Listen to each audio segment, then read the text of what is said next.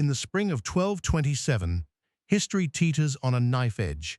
In our world, Genghis Khan's life is cut short by a lingering wound, and his death unleashes the centrifugal forces that will fracture his empire into four rival khanates. In this alternate thread, the great chieftain survives. The arrow that would have pierced his lung merely grazes him. He recovers, his resolve hardened. For 2 more decades, he rides at the head of his horsemen, wielding a singular purpose: to bind together the disparate peoples and lands he has already conquered under one unyielding authority. This single act, survival, becomes the fulcrum on which an entire continent turns. Genghis Khan's immediate concern after his recovery is not further conquest, but consolidation. He summons a council at Karakorum, demanding absolute loyalty from his sons and generals. Unlike the historical succession struggle that would later erupt among Jochi's heirs, here the great Khan imposes a clear line. Ögedei, his third son, is appointed as chief administrator, later known as Khan Ögedei, to oversee civil affairs across the empire. The military command remains with Jochi's lineage, but all major campaigns now require the great Khan's personal approval. The effect is immediate. Rivalries that once simmered beneath the surface are smothered by a network of messengers and inspectors dispatched from Karakorum to every provincial capital. Taxation becomes standardized. The famed Jochi Code is codified into written law, enforced uniformly from the steppes of Mongolia to the vineyards of Transylvania. Local princes who had previously enjoyed de facto autonomy now find their authority circumscribed by a central bureaucracy that can levy troops and collect tribute at will. This unprecedented unity eliminates the power vacuum that historically allowed the Golden Horde, the Chagatai Khanate, the Ilkhanate, and the Yuan to drift apart. Instead, a single imperial apparatus, later referred to as the Great Khanate, directs resources toward a common strategic vision: continued expansion, not merely of territory, but of a cohesive Eurasian order. By 1230, with internal dissent quelled, Genghis turns his gaze westward. The Crusader states in the Levant are still fragile, their holdings reduced to coastal enclaves after decades of conflict with Muslim powers. Yet the real prize lies beyond. The feudal kingdoms of Europe, especially France and the Holy Roman Empire, whose fragmented political landscape offers an opening for a coordinated assault. In 1232, Ögedei leads a massive cavalry force across the steppes into the Eurasian steppe corridor that historically fed the Mongol invasions of Eastern Europe. Unlike the historical raids of Batu Khan in 1241, this campaign is meticulously planned from Karakorum. Supply lines are established along the Volga and Danube, using river barges to transport fodder for horses, a logistical innovation born of central planning.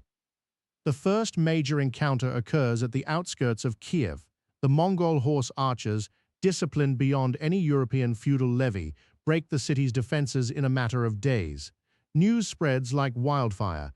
A unified Mongol war machine is sweeping across Eastern Europe with a speed and coordination never before witnessed. Feudal monarchs scramble. King Louis IX of France, still a teenager in this timeline, receives envoys demanding tribute.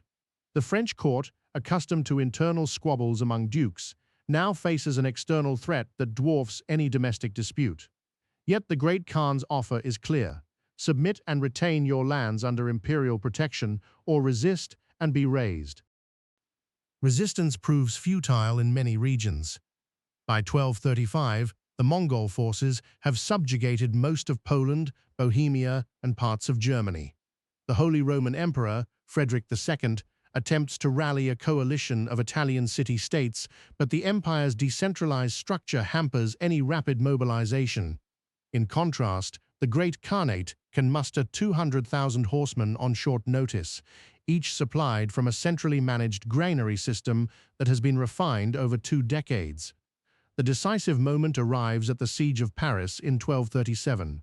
The city, still fortified by medieval walls, is encircled not merely by Mongol cavalry, but also by engineers who have learned Persian siegecraft through the empire's contact with the Abbasid Caliphate.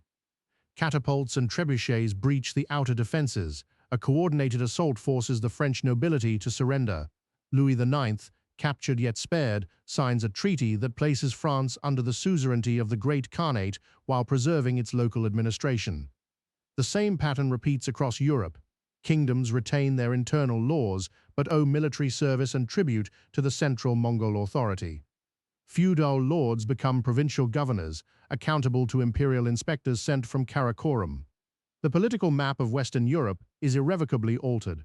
No longer a mosaic of competing monarchies, it becomes a network of semi-autonomous regions bound by a single imperial charter. The notion of Christendom as a unified religious front collapses under the weight of pragmatic governance. While Europe kneels, the eastern flank presents its own challenges. The Song dynasty still rules southern China, its navy dominating the seas and its bureaucracy refined over centuries. Historically, the Mongols would eventually topple the Song in 1279, but with Genghis alive and a unified empire, the timeline accelerates. In 1238, Ögedei dispatches a massive force under the command of his trusted general Subotai to cross the Gobi Desert. The army is supplied not by ad hoc foraging, but by a network of supply depots established during the previous 2 decades. By 1240, Mongol cavalry reaches the Yangtze River, confronting Song defenses that are unprepared for a land invasion on such a scale.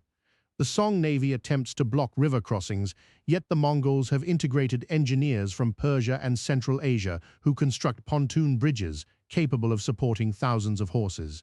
The resulting battles are swift. Key Song strongholds fall within months. By 1243, the capital of Hangzhou is under siege. Facing inevitable defeat, Emperor Lizong offers a peace that preserves his court as a tributary vassal rather than annihilating it. Thus, the Song dynasty survives but loses its independence, becoming an administrative province of the Great Khanate.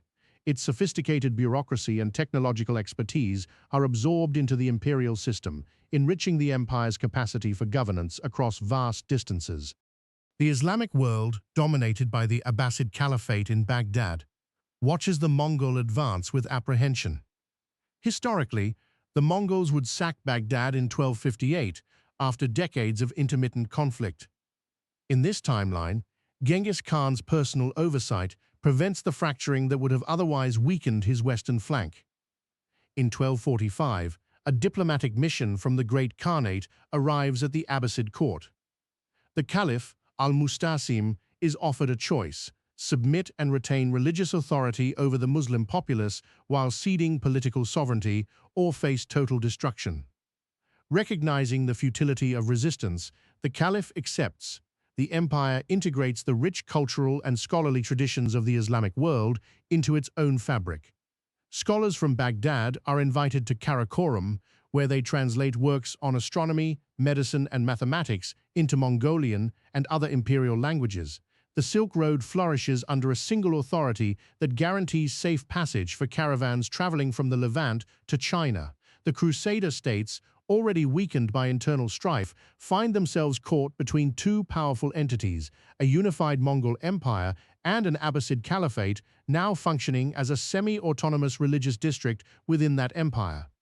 Their existence dwindles. By 1250, the last of the Latin kingdoms is absorbed, its remaining fortresses turned into trade posts overseen by imperial officials. With political fragmentation largely eliminated across Eurasia, the Silk Road experiences a renaissance. The Great Khanate invests heavily in infrastructure. Roads are paved, bridges reinforced, and caravanserais built at regular intervals. A standardized system of weights and measures replaces the patchwork of local customs that once hampered long-distance trade. Merchants from Venice, now operating under Mongol protection, find new markets for glassware and textiles deeper into Asia than ever before.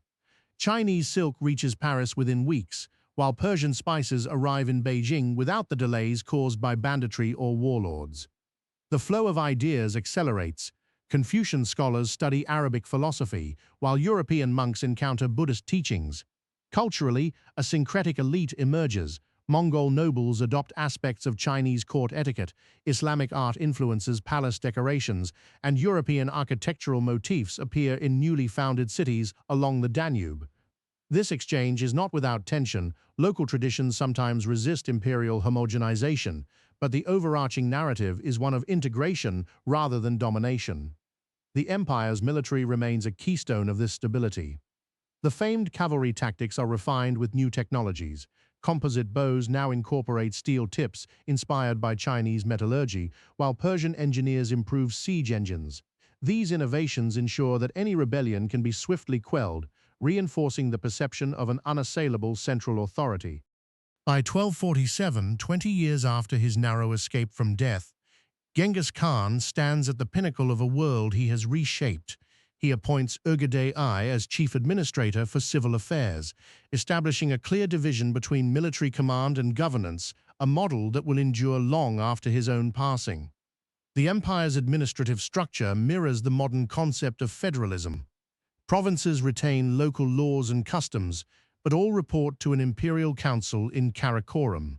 Tax revenues fund massive public works, irrigation canals in the Yellow River Basin, road networks across the steppe, and universities that blend Confucian, Islamic, and European curricula.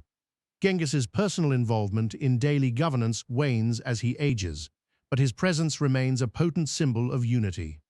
He dies peacefully in 1247 at the age of 84, having outlived his historical counterpart by 2 decades. His death does not trigger fragmentation. Instead, the institutions he built prove resilient. Ögedei I assumes full authority without contest, and the empire continues its expansion, though now more measured, focusing on consolidation rather than conquest.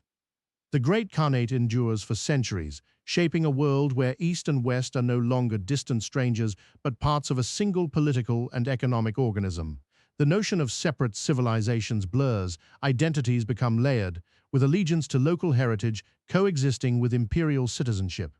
What does this alternate past teach us? It shows how a single variable, a leader's survival, can cascade through history, altering the fate of empires, cultures, and peoples. The unified Mongol Superstate did not erase the richness of medieval Europe, the Islamic world, or China. It wove them together into a tapestry far broader than any could have imagined alone. The real Genghis Khan's death in 1227 ushered an era of division that produced distinct khanates, each leaving its own legacy. In this divergent timeline, his continued rule forged a single Eurasian order that reshaped trade routes, governance models, and cultural exchange for generations.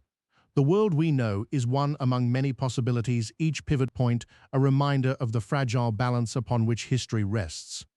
As we look back across the centuries, the echo of that 1227 decision reverberates. Survival can be as powerful as conquest, and unity, however imposed, can become the foundation for an entirely new world.